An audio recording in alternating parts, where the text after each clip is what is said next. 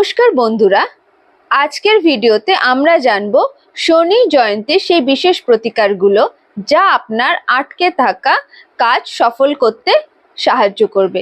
কবে শনি জয়ন্তী জানতে হলে আগে আমার চ্যানেলটি আপনাকে সাবস্ক্রাইব করতে হবে। ভিডিও ভালো লেগে থাকলে লাইক এন্ড শেয়ার করতে ভুলবেন না। আগামী 16ই মে শনি জয়ন্তী। দীর্ঘ 13 বছর পর এই বিরল যোগ পড়েছে। শনি জয়ন্তী অমাবস্যা শনিবারই পড়েছে।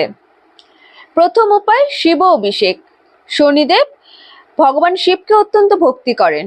এই দিন একটি পাত্রে জলের সাথে সামান্য কাঁচা দুধ, কালো তিল এবং মধু মিশিয়ে শিবলিঙ্গে অভিষেক করুন।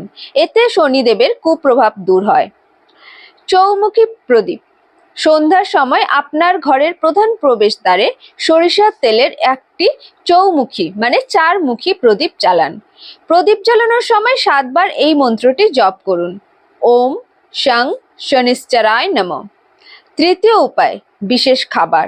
শাস্ত্রীয় মতে এই দিনে বাড়িতে সিঙ্গারা এবং জিলিপি নিয়ে আসা এবং শনিদেবকে এই প্রসাদ ভোগ দেয়া খুবই অশুভ বলে মনে হয়।